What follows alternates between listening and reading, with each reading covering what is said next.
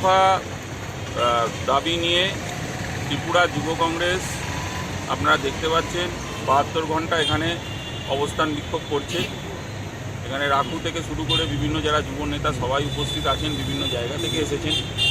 আমাদের মূল বক্তব্য হচ্ছে টেট 1 টেট 2 যারা পরীক্ষা দিল তাদের ভবিষ্যৎ কী হবে? চাকরি 10,323টা চাকরি এখনও দিতে পারছে না। জিআরবিটির ফল ঘোষণা করার ক্ষমতা নেই, অথচ মুখে বলছে চাকরি দেবো চাকরি দেবো চাকরি দেবো। কেউ বলছে 50,000, কেউ বলছে 26,000। এই হাজারে বেজার হয়ে যাচ্ছে ত্রিপুরার যুবক। তাই ত্রিপুরার যারা যুবক আছে তাদের স্বার্থে, তাদের দিকে তাকিয়ে এই লড়াই সংগ্রাম।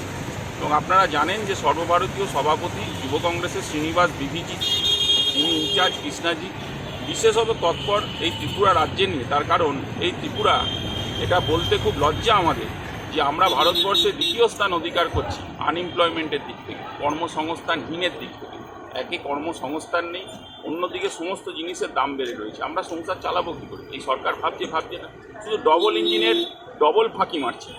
তাই আমি মনে করি, এবং আর একটা গুরুত্বপূর্ণ দাবি আপনাদের কাছে রাখি, সেটা হচ্ছে নেশামুক্ত ত্রিপুরা। এই নেশামুক্ত ত্রিপুরা গড়ার যে ডাক, এই ডাকটা সমাজের প্রত্যেকটা, আমি আপনাকে বলছি, এই রাস্তার উপর দিয়ে, সিটি সেন্টারের উপর দিয়ে প্রত্যেক দিন হাজারে হাজার মানুষ যাতায়াত করছে। প্রত্যেকটা মানুষ শুনছে, দেখছে আর ভাবছে যে নতুন ত্রিপুরা গড়বে যুব কংগ্রেস, এবং তারা আস্থাশীল যুব কংগ্রেসের প্রতি, কংগ্রেসের প্রতি। তার কারণ এই লড়াই প্রত্যেক দিন জানেন কংগ্রেসের নেতারাও আক্রান্ত হচ্ছেন ত্রিপুরাতে, কখনো জারিতাজি আক্রান্ত হচ্ছেন, কখনো সভাপতি আক্রান্ত হচ্ছেন, কখনো সুদীপবাবু আক্রান্ত হচ্ছেন। কংগ্রেসের ওপরে আক্রমণ এই বিজেপি সরকারের ত্রিপুরায় নেমে এসেছে। সবথেকে বড় কথা, যুব কংগ্রেসের এখানে যারা কর্মীরা আছে তাদের বাড়ি আক্রান্ত, তাদের ঘর আক্রান্ত। তারা যে ছোট ছোট ব্যবসা করে খাচ্ছেন, নিজের জীবিকা চালাতে যাচ্ছে, সেখানে আক্রমণ করছে।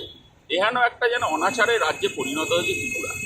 তাই ত্রিপুরার এই অপদার্থ সরকারের বিরুদ্ধে সর্বসম্মতভাবে এই লড়াই চলছে যুব কংগ্রেসের।